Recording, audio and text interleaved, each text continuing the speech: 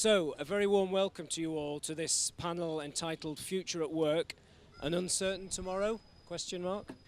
My name is Mark Beresford and I'm a specialist with DIT's Technology and Smart Cities team focusing on India. This panel is about decoding disruption and understanding technology trends with particular reference to the workplace, understanding what it means for all of us. It's a wonderful opportunity to hear from our esteemed panelists about their perspectives on this important topic. It's going to impact on all of our lives. I'm just very quickly going to introduce the panelists by name, and then I'll ask them to introduce themselves a little bit later. But we have on my left Dr. Mike Short, CBE, who's the Chief Scientific Advisor at the Department for International Trade. We have Vandana Saxena Poria, OBE, who is the advisor for the International Chartered Accountants Institute of England and Wales and an advisor to UK IBC. And thank you, Vandana, for stepping in at the very last minute. Much appreciated.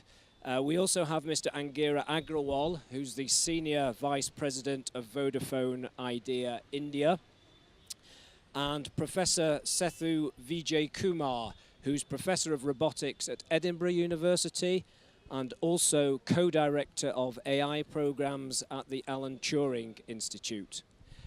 Next to Sethu, we have Jonathan Quinn from the northwest of England and Liverpool, who is the CEO and founder of Quinnovations Limited. And Jonathan has a number of different business interests.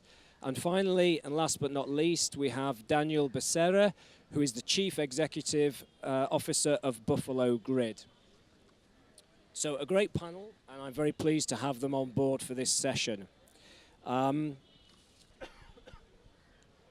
think what I'd like to do first of all is just outline the session objectives. So we're going to be looking at understanding how new technologies are going to impact on the way we work as individuals, what that means for job creation, changes in employment across society, and what it means for all of us. We're going to be thinking through what new skills will be needed, how our jobs might change, and how can we prepare the workforce of the future. Assessing whether there will be changes in business models and entrepreneurship models as a result of these new technologies, and what directions they will take, and how are these new directions going to impact on different actors within the innovation ecosystem. So corporates, SMEs, think tanks, policymakers, government support organizations, all of whom are represented here today. And finally, we need to consider carefully ethical issues. What is the societal impact going to be, particularly on young people, of all these new changes? And trying to understand how technology can be used to encourage responsibility, fairness, and transparency. Given the rapid state of change in the technology and digital sectors in both the UK and in India, and the projected pace of change moving forward, how can we embrace these new technologies to make our work lives better and more productive? This is increasingly important.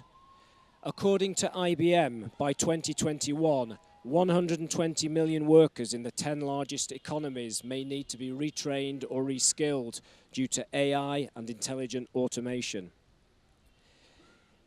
AI is set to impact both the UK and India in a major way and add significant value to both our economies. And the debate about winners and potentially losers has only just begun. For many of us, the boundaries between work and play are increasingly blurred, and there is a fierce debate in both countries about the role of technology and its impact on many aspects of our lives. Privacy, security, education, welfare, well-being, and mental health are all shared concerns. I'm incredibly fortunate to be the father of 4 young children, 2 boys and 2 girls, aged between 6 and 14, and able to watch as they engage with technology in all aspects of their life, school, homework, social media, and sport. And I wonder how technology will impact on their lives, their work lives over the next few decades, and what I can do to better help them prepare for the future. I guess I share the concerns of all parents and relatives in trying to ensure that they remain safe, and that their privacy is respected whilst becoming digitally savvy and making sure they make the most of the opportunities that new technologies and the digital landscape can provide. However, this can sometimes seem a long way off. Trying to get them off Fortnite or box unwrapping videos on YouTube is a particular challenge of mine. And trying to moderate their internet and social media usage remains another big challenge, and one I no doubt share with many of you today. Anyhow, without further ado, I'd like to introduce Dr. Mike Short to give our keynote for this session. Dr. Mike Short, CBE, is Chief Scientific Advisor at the Department for International Trade. He's leading the science and engineering profession in the department and ensuring its policy is informed by the best science, engineering, and technical advice. Mike has over 40 years' experience in electronics and telecommunications, with the last 25 years in mobile communications. He served as Vice President of Telefonica, the parent company of the O2 Group, for 17 years to December 2016. Mike has been honoured with a CBE for services to the mobile industry and is a visionary that has moved the mobile industry forward at both a European and global level. We are absolutely delighted at the Department for International Trade to have Mike on our team and to have him with us here in India. Please, ladies and gentlemen, I'd like you to welcome Dr. Mike Short.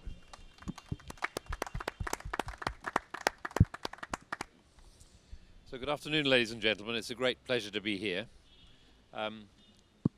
That's working all right. It's now 30 years since I first came to India, and it's great to be back again. And just to see the pace of change in the last 30 years has been fantastic. But the reason I came 30 years ago was I was involved with some of the first training of mobile operators here in India back in 1988 and 89. And it's just fascinating to see that growth and the change and what it means to us all. But as we look forward, there's a few things that I think are going to be highly relevant to this world of work. Not just the pace of technology change, but the rise of data. It's quite incredible to imagine next year we're marking 30 years since the invention of the web. The URL, the other HTTP arrangements. Some of Tim Berners-Lee's original foundations can be marked to 29 years ago, but 30 years ago next March. It's also quite remarkable that we'll be seeing the mobile camera mark 20 years of service next year as well. And when you imagine what a mobile camera has done to society in terms of not just creativity, but also in the world of work, you can start to see how we have different work practices, because our home is often our office, or where we are with our mobile phone is our office. So the very impact of mobile has made major changes to the way we work already, because of the nature of us being much more location free.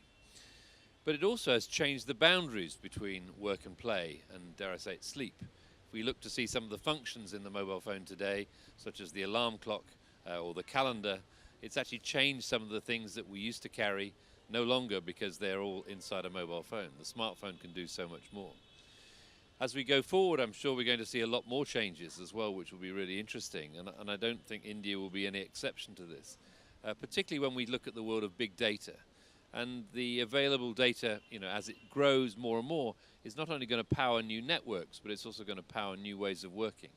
So how do we do collaborative work today through telecommunications? Without video conferencing, it was rather difficult. My daughter happens to be in Colombia working for Beefeater Gin. And my wife and I have a regular video conference through FaceTime on mobile once a week for an hour. That was unheard of 10 years ago, because the cost would have been prohibitive, but actually the technology was not there or man enough for it. In terms of other things that we're going to see, I'm sure we're also going to have new ways of learning about things. So the idea of having a career for life, where you train for a job and then stay in that job, maybe with different employers, but a career in one place is less likely to be the case. So we'll have to move with the jobs, and the nature of what we will be doing in work will change, particularly as we have access to more data.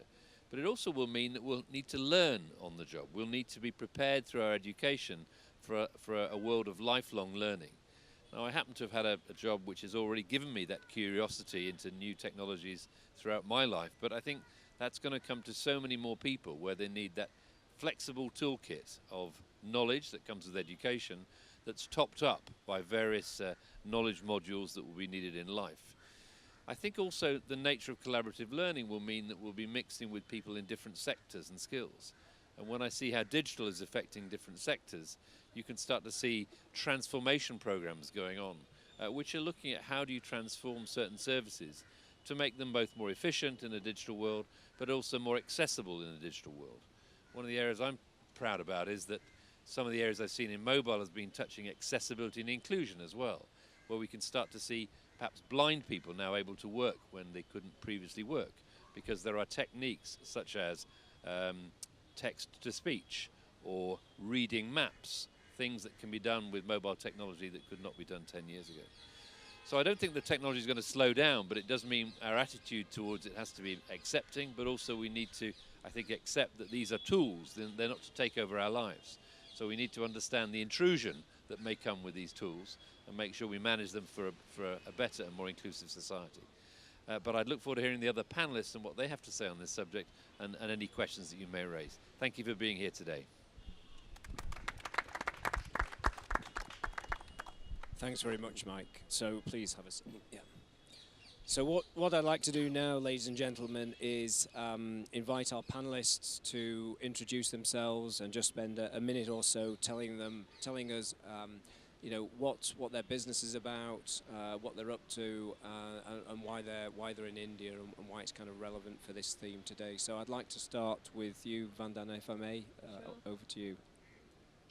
Hi, my name is Vandana. I'm originally from the UK, qualified as a chartered accountant, moved over to Eastern Europe, lived in Eastern Europe for 10 years, last 13 years lived in Pune in India. I have set up several businesses, built them up, sold them, and now I'm kind of known as the human alarm clock. I kind of wake people up and get people to think differently, because I think the major skill that's really needed is mindset change. And so that's what I focus on. I do a lot of work. I'm on the board of the UK India Business Council. I have an OBE from the Queen for services to trade and investment, and very interested in hearing the views of the other panelists. Thank you. Agira? Yeah, hi. My name is Angira Agrawal. I run the enterprise business for Vodafone Idea for Delhi. And I always used to think of myself as someone who understands digital very well. But the last 5 years, I would say for two reasons, personal and professional. The professional one being that the industry's changed significantly in the last 5 years in terms of how it's evolved. And personal because I had a son 5 years back. And I have learned so many things about my phones from him that I didn't know existed, right? So I realized this guy doesn't need to be taught digital. I'm the one learning from him. So, you know, I'm not that digital as I used to think I was. Yeah. Hi, my name is Sethu Vijayakumar. I'm a professor of robotics at the University of Edinburgh, and I just have a new hat on as the co-program director for artificial intelligence at the Alan Turing Institute. So I grew up in Delhi, so I went to school just not far from here. I had an undergraduate here and then a master's and PhD from Japan, the University of Tokyo, and my first faculty job was in LA before I moved to Edinburgh. So we do research on humanoid robotics. One of our flagship projects is with the NASA Johnson Space Center on a very complex platform, a humanoid platform for pre-deployment missions to Mars. So I understand a little bit of the technology side, but in my new role as the Turing Institute, we are hoping to address some of the concerns and the issues that Mike raised in terms of sort of transparency, ethical use of AI, and AI for the social good of all. Hi, my name's Jonathan Quinn. I'm from Liverpool. I'm a director of Wirral Chamber of Commerce. Wirral is in the Liverpool City region. And I also have 5 businesses under Quinnovations. They range from, we make giant concrete Lego blocks for the construction and the waste business. I invented the world's first portable ultrasonic cleaner for things like makeup brushes, beer taps, glasses, steam ones. I also have a business that recycles printed circuit boards from your mobile phones. That's a chemical process. I've got another business called Encapture Waste, and that does paint waste recycling. So taking paint waste and taking pulverised fuel ash and making it as an inert aggregate. And I've also got a business that I invented an engine for a micro engine which is a generator for electric cars. So when your electric car goes to run out of battery, a micro engine kicks in with only 1 litre of fuel, and it just gets you to your charge point. Thank you. Hi, my name is Daniel Becerra. I'm the co-founder and CEO of Buffalo Grid, and we're on a mission to bring mobile power and connectivity to the next billion. We've been talking about data, connectivity, and all the benefits that it brings. But we need to remember that we live in a digital divide world, and almost half of the population of the planet have never experienced the internet. So that's what we trying to tackle. And we work with large distribution networks with penetration in rural areas to provide them the Buffalo Grid Hub, which is a system small and the size of a DVD player or a PlayStation, connected to a solar panel that generates the power that is stored into our hubs and then provide power to users in rural communities. The system is plugged to the Buffalo Grid Cloud, where our customers can manage those fleets remotely. We are very happy to start a pilot with Airtel, where we are now deploying units across UP in India to provide this power. And we just raised another round of investment that will support our mission, and we aim to have a first million users by 2020. Fantastic, thanks very much. So we're going to move on to some questions now, and I guess one of the first thing is that I'd like to ask our panelists is, you know, what does the future at work mean for you and your business or your work kind of space, and how do you think technology will most impact on the way we work or you work in the future? Could I start with Daniel, please? Yeah, of course. So, well, yeah, I mean, we're using all these tools, right? The tools are changing, and everybody that we hire needs to master the most basic skills of having a WhatsApp conversation, responding to emails. So that those tools are basic now, and we need to train the new workforce to be able to adapt to this digital world, because, yeah, I mean, everything is happening on the internet. And IoT as well is here to stay, so not even the reach of the internet is increasing, the reach of devices that are connected is increasing. So those who are not connected will be left behind, so we need to make a big effort to engage with everyone. And how are you doing that in your workplace? Well, we are an international development company with bases in London and Delhi. We have remote teams in Canada and Kenya. So we use tools like Slack, where everything is there, because as well, the thing about tools is that they can become overwhelming. So if you have everything on email, then it's very easy to come to your office with 300 emails to read. So internally, we remove all the email communication. So we have everything on Slack, different channels that allow us to have control on the theme that we're discussing. So now the email becomes just a tool to engage with the outer world, if you like.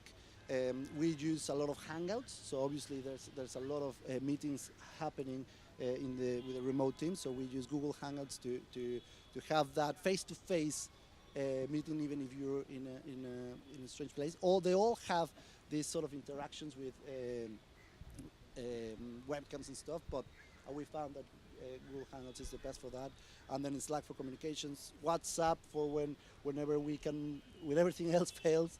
So it's just a bit of all those tools engaging and connecting all the team everywhere in the world. Fantastic. Jonathan, a man who's always thinking outside the box. So how I can probably relate that to one of my technologies, so it's the Sonox. So I'd gone into a Costa Coffee in the UK, and I asked for a latte for my wife, and the barista started to make the coffee, and then she wipes the steam wipes the milk off with a cloth that was extremely dirty, and I hadn't actually noticed that cloth before until that moment. So I'd asked her, "What are you doing?" She said, "Well, I'm cleaning it." Well, I said, "You're not cleaning anything with that cloth." So as I was walking away, one of my other businesses uses ultrasound, which is a sound frequency in water or a chemical. So as I walked away, I thought, wonder whether anyone's ever made a portable ultrasonic cleaner. So I went home, done the research, and then we decided to invent it and then start manufacturing. But I've I've actually noticed this, we've done tests on the cloth, so there's things like Campylobacter, Acinetobacter, and unfortunately things like fecal coliform, so people are actually getting ill. But relating it back to the workplaces, the baristas, it's actually educating people and training people to act differently, and everybody here has seen the cloth, so, but not everybody notices or thinks what's on it. And then we were thinking, what else could you use it for? So in a time-saving exercise, people who are in the makeup industry, in the beauty industry, so they've worked all day, they've used all the makeup brushes, and then I didn't know this until we got into it.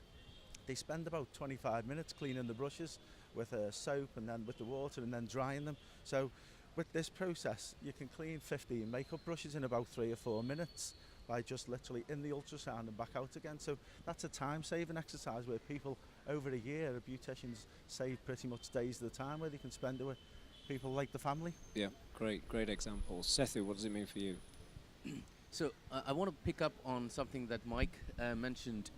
So I think the next generation of workplaces are going to be collaborative, and AI and robotics is going to play a big role in collaborative settings.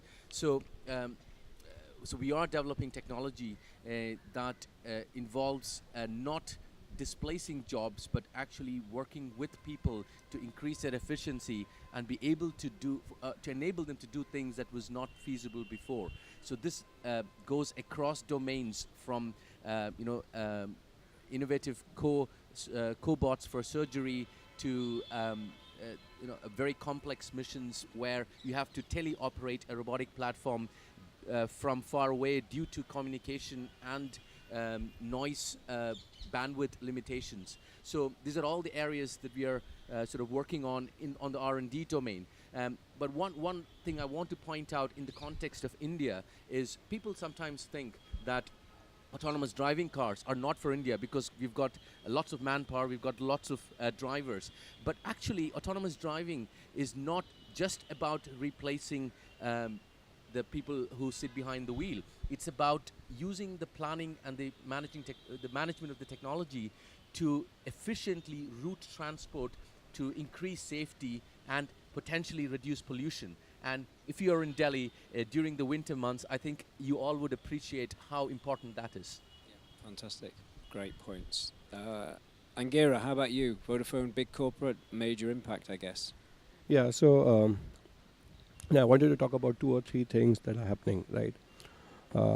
Most of our customers, and I run the enterprise business, so most of our customers are really moving fast on their digital journeys, right? They are looking at transforming. Any CXO meeting that I have, the conversations are around AI, machine learning, robotics, etc., new terms that I pick up every week. The fact is, telecom industry has invested hugely in assets that have not really been designed for a digital environment, right? And over the last few years, there's been significant movement in terms of how do we retransform ourselves to become more digital and more relevant for our customers, right? So having said that, that's a journey that goes on, and we look at processes, we look at products, we look at the way the infrastructure has been deployed to see how we can make it more software oriented, more easily changeable to the needs of the future. That's one. The second piece that comes in is people, right? So people need to be skilled. They need to be retrained to be able to engage with customers across the life cycle of the engagement with customers, be they enterprises, be they individual consumers like us. And that takes a lot of time because when you change the process, the people are still used to something that used to work before, and now you have to reskill them to be able to operate very differently. So for example, for customer service now, we use chatbots more extensively, but the people are still not used to it, right? And more importantly, the consumers that reach out to us are not used to interacting with a chat interface. They want someone on the line. They want a voice or a face to engage with, right? The third piece that comes in is the mindset change, right? So getting employees or our customers to realize that this is important. There is disruption happening with customers across industries. That is resulting in a change in terms of the way they want to engage with us, and we need to start moving forward in that direction. That mindset change takes a lot of effort. It's also about the people, right? So talking about the millennials today, they are used to an environment where mobile comes first, right? They grew up using a mobile phone to do whatever they could. They're not really comfortable opening a laptop to be able to apply for leave as a very basic example, but also to be able to find more information about their customers. They need it on a mobile device. And that's extremely frustrating when they come and join some of the organizations across industries, and that's not necessarily for telecom, but across industries, where they need to get into an environment they haven't grown up with, right? So how do we prepare for that, right? How do we, as an organization, create an environment that they're more comfortable with? Recently, we launched Facebook at Work, for example, because we know that most of them, and I did a dipstick survey with my team, all of them who were less than 30 years old, and I asked them, how many of you use LinkedIn? About 30% hands went up. I said, how many of you use Facebook? About 95% hands went up. So obviously they are more comfortable using Facebook. They would collaborate more effectively internally and with an extended ecosystem if that's something that they're already used to, rather than getting them to change behavior. So that's something, these are the three areas that as an organization we're working with, which impacts internal as well as external engagement. Yeah, great. Vandana, how about you? Yeah, just wanted to bring up a couple of points. And again, mainly to do with mindset change, but can we use current technology to do things that we weren't thinking about before? Can we enrich our lives by doing it? One of the things that was a revelation for me when Skype came out as well was my kids are now teenagers, but when they were very young, I had to travel a lot.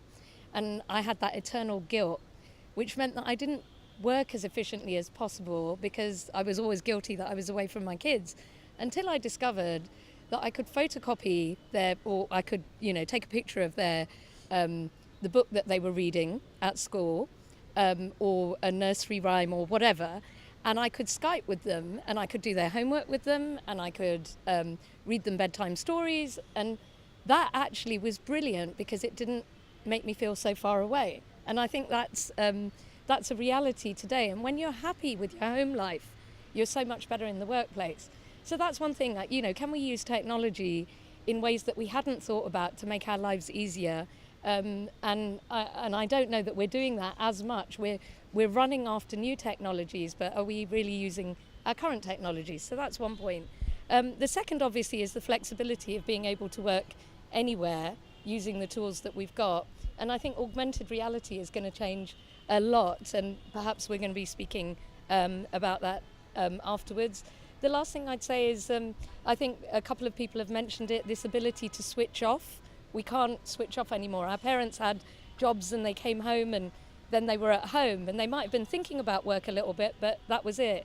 Now technology's changed everything, because I've got clients in the US and Australia and London, which means my phone could be going off all the time if I didn't just switch it off. So that's probably another thing that I'd mention. Thank you. Yeah. I'm going to jump on to skills, Mike, if that's okay, because that's kind of what we've been discussing on the panel. And to a certain extent, you've got the debate between, the need to have more kind of softer skills versus sort of hard skills, technology skills. How do you see that moving forward? What kind of skills do you think we're going to need? That, given that the pace of technology change is so quick, are we going to have to be teaching more kind of mindset, adaptability skills, those softer elements? How do you see it? So a couple of examples. I think from a skills point of view, collaboration is to me going to be absolutely key, because as digital affects so many sectors, it's more of a horizontal enabler for so many areas of transformation. And one example, back in 2011, when we knew that the London Olympics were going to be hosted in London in 2012, we thought, well, let's try something. Let's try something which is going to be different and necessary for cybersecurity reasons, to make sure that we can work in a resilient way if there is, dare I say, a terrorist attack or something like that. So we said, we're going to do a whole day when 7,000 people all work from home. 7,000 people who would have to collaborate, do their jobs, but from home. So home working for 7,000 people. And we learned so many lessons from that, not just about resilience, but about how good or bad our tools were at the time for collaboration, and what other things we needed to do. That facilitated, for O2, access to many other enterprise customer markets who wanted to learn about collaboration as well. So that's just one example of where we had an experiment which was to support the skills and tools that we thought we would need. But I think also going forward we can see not just collaboration but also this need for lifelong learning, your ability to top up your training or top up your skills with online training in the workplace, whether you're at home or in the office or some other place of work. And that approach now is much more of a pick and mix approach, where you can pick the modules when you want, where you want, but in a much more flexible way. And that then needs to be put in the context of a more multidisciplinary world, where you may be a mechanical engineer, but you may need to work with an electrical engineer or a software engineer or a specialist in a sector. That multidisciplinary world is also highly relevant in this digital space. Thank you, Mike. Sethu, I mean, how do you see it from your perspective? Because you're at university, you're seeing lots of young talent coming on board. You know, how do you see this soft versus hard skills kind of debate, and how well equipped are we to train our young people? So I think it is going to be a challenge in India, in the UK, because I think a lot of the new kinds of jobs that we are creating now will require exactly interdisciplinary skills. You cannot be a specialist in engineering and ignore the social aspects and the impacts. On the other hand, you cannot be a person who understands the ethics and the morality but does not fully understand the technology. So you need people who are able to bridge between those two things, because there is actually, at the moment, there is a massive gap in expectations and the reality, both in terms of technology as well as the hype that's around what things technology can do for us. So one of my favorite quotes from Arthur C. Clarke is, typically we tend to overestimate technology in the short term and underestimate technology in the long term, and that is very relevant. So again, a couple of examples in terms of skilling. I think we have to understand, so the government and the countries which get the skilling, the right skilling profile that's necessary for the next century right, is going to be the leaders in this digital revolution. So I think we have to catch them young. So we have done a bunch of initiatives in the UK. Examples are the BBC Microbit it was a giveaway to year 7 kids, not just getting them in front of computers and programming, but actually doing it through play and fun, making them create toys and engage with the rest of the society in innovative designs from a young age, using these online resources in the microbit. And the other thing that we've been involved in is using public communication as a way of exposing the science that we are doing in labs to the young enough audience, so that they can first of all understand what's happening, and then use these ideas to think about completely transformative ways of doing things. So the phones are now being used in ways that we never thought about it's going to be used 10 years ago, and we have to get our young kids to think about this and innovate. And how does that work for you, Daniel? Sort of SME, bridging the sort of UK-India corridor. Are you seeing differences between the kind of skills that you're going to need in the UK and India, or how's it working for you? What are your big challenges there?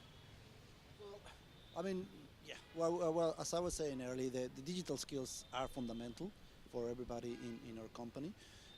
We don't see a gap quite there. I think everybody in the workforce that we have is completely digitally engaged. We do feel the responsibility with the people that have never experienced the internet to be able to engage with it, and that's sort of the driver of our mission. But yeah, I mean, going back to the examples that were mentioned earlier, one thing that I found really interesting is about the amount of information that you can find on the internet, which not necessarily means that it's right. So when we were kids, we go to the library, we took a book, and we knew that that book was right.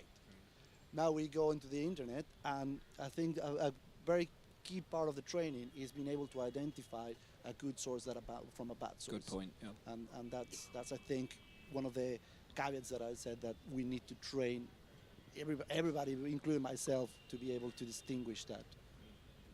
Okay, I'm going to shift now to sort of looking at the kind of innovation ecosystem and thinking about business models and entrepreneurship and, you know, how might these impact, how might the changes in technologies impact on the different stakeholders. Jonathan, you're an entrepreneur. How's it going to change your sort of future in the next few years? Yeah, so we actually have a chemical technology which recovers things like base metals and precious metals from printed circuit boards. So to give you some numbers from in the UK, we export 95% of our waste electronics with a value of 4 billion on it. So if you have a think about that as a number. So what we have to think about is, what is the duty of care? We all go and we all buy mobile phones and laptops, but then what happens to it when you finish with it? And we're doing some collaborations with people over in India at the moment where what is actually happening. Even in India, they take off the things like the precious metals and then they export the board. So what our process does quite uniquely and quite quickly is, in 20 minutes we dissolve the solder off the board and then we recover the components. And you can actually do that at source. So instead of exporting all this waste, and so it's going on a truck, it's going on a ship, it's going over to Japan, it's going to Canada, you can actually do that at source. And to have a think going back is, where are them raw materials coming from? So places like Indonesia, you'll have a son and his father at a tin mine with a hose actually trying to recover tin, and then that tin is then used in your solder. So instead of doing that, you could recover your actual materials off your printed circuit board and use them people on the jobs for the separation technique. How about you, Angira? How's it going to impact? So there are a couple of things. I think innovation and entrepreneurship actually don't necessarily apply to smaller companies, right? And I think the bigger challenge when you're trying to innovate is about how do you get the right skill sets to be able to work together and collaborate more effectively. For smaller companies, that's always a challenge. How do you get the right people? How do you have sustainability of employment for those companies? For larger companies, it's about attracting those people, right? Most of them will say, hey, why do I go and talk to an XYZ, which is a large company, established image? They'll probably go to Glassdoor and look at what is said about that company on Glassdoor before they even want to go and engage with anyone at that company. The whole engine of innovation and entrepreneurship needs to be primarily driven by that. So a lot of companies, and I know we do that specifically, we experiment by creating small teams, agile teams, creating projects, running sprints, driving them on for a few weeks, a few months, and seeing what comes out with specific focus on specific areas that we pick up. Right? And I think it's extremely critical to drive that, because eventually, and it's a lot of crystal ball gazing, but eventually we don't know what the work environment at work would look like. Would there really be people who would be employed? Would companies last as long as they used to last earlier? Would they last shorter? Therefore, would people really bother about how the Japanese used to do about long-term employment? Or would they say, hey, we don't care, we want to do something that's interesting and exciting for us? Mike, do you want to come in there? I think two of the big impact areas are going to be distribution and scale. On the distribution front, clearly we're now in a position where a farmer or a producer in one country can sell direct to customers anywhere in the world. A person who might be creating something can have a co-design approach with anybody else in the world. So that death of distance is with us now. And that really affects distribution of ideas, distribution of products, and distribution of services. The other key difference I think is going to occur is this one of scale, and you can start to see the impact of scale coming from big countries like India or China or USA. You can start to see that scaling up is much quicker now than ever before. And I think therefore thinking about what does scale do for you, it might help to reduce your costs, improve your production, but that scale is really a significant factor with this digital world. So think about distribution and scale. Great. So we're going to kind of zoom out a little bit now, and then we're going to open it up for questions. Vandana, sorry. How what's the impact of the new technologies going to be for wider kind of society at large, different stakeholders? I'm thinking of young people, for example.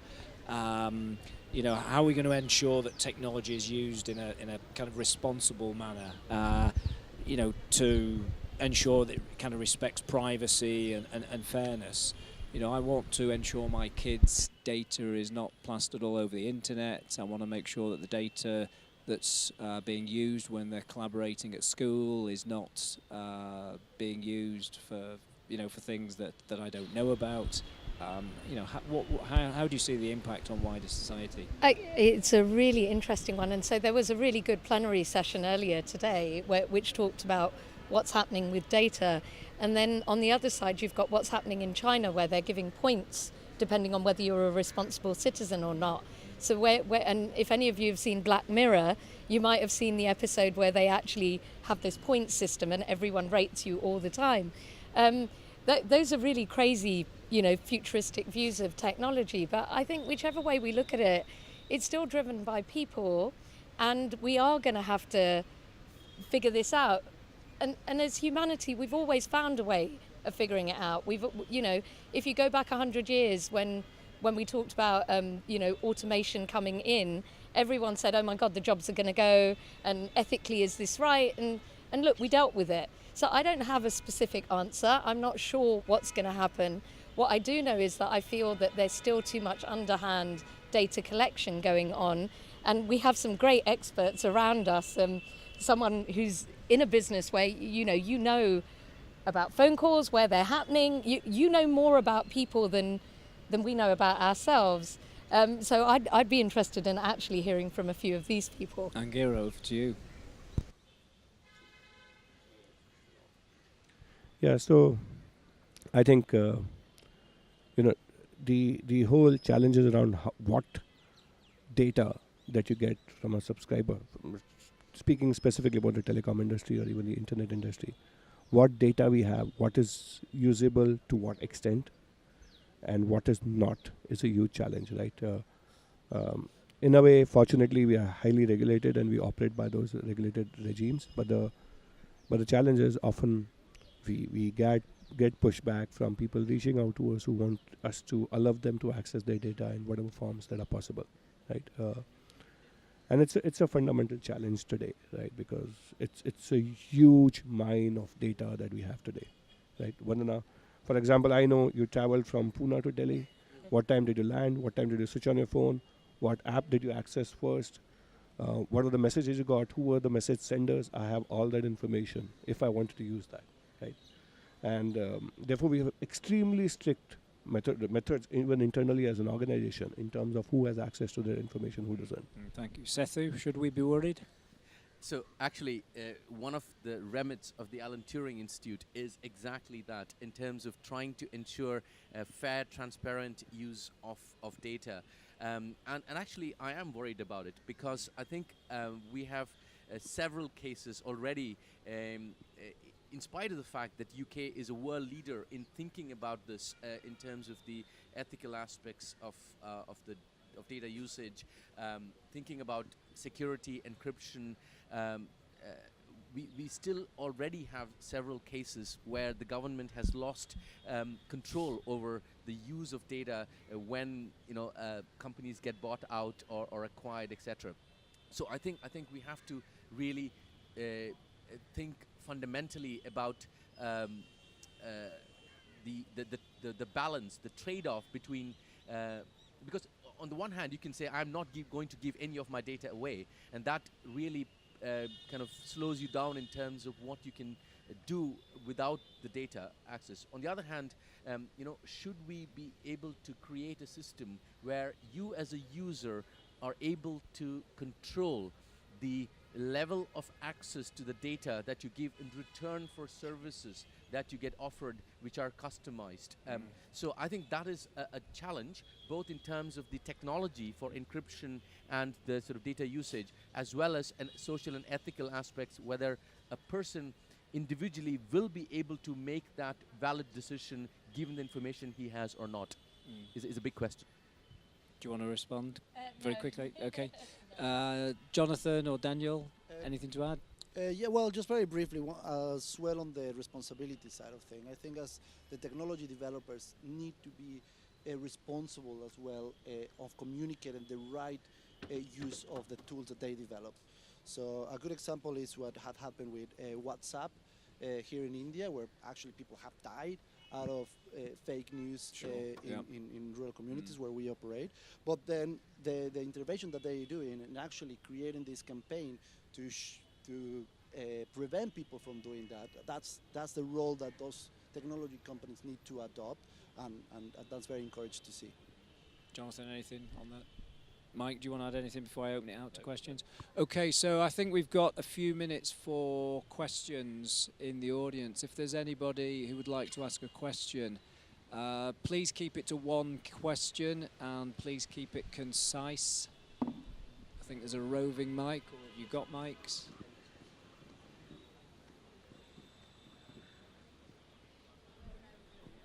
Hi, my name is Samir. Thanks for a very engaging discussion. Somebody brought up the point of data being collected surreptitiously, even without the user knowing about it. In some cases, the use of data extends the original purpose of seeking the data, and then it gets used in multiple different ways. Do you see technology evolving where monetization of that data happens from a user's point of view? So it's almost like tagging a price to a data point, and as the data travels, you keep on collecting that money. So at least the data, your data that is flowing into the system, the more it gets used, you are actually getting returned for it, and not only at the receiving end of that misuse of data. So I think that's a good question, and even better if that value doesn't get diluted over time but actually increases, unlike Air Miles points. So I was just going to say, did you hear Nick last night? So he spoke, and he's got a company, I think it's called people.io, and he actually does that. It's like a firewall that's been created, and companies pay an individual to actually give the data. And many companies are doing that. I don't know if Nick's here, but he was great last night at the High Commissioner's residence. Sethu. Yeah, so I have a brief point to add to that. I think we have to look at technologies like blockchain to understand the provenance of data, because as the data moves around, the provenance of data is super important. Otherwise, you don't. It's just like, you have I don't know, in the UK, if you have poultry or meat, then you need to know the provenance of that to understand where it comes from. So we could potentially bring together AI, data science, robotics, and blockchain to enable something like what you said. Okay, great, thank you. Anybody else want to comment on that? Or, sorry, next question. Let's take the next question.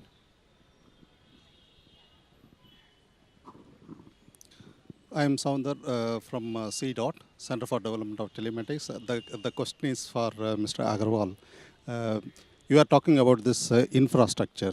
Yes, in India, the major problem is infrastructure is also getting upgraded. The one key point is the interoperability. That is not happening. If a vertical is there, for example, in a smart city, one vertical means one particular vendor, the list of things.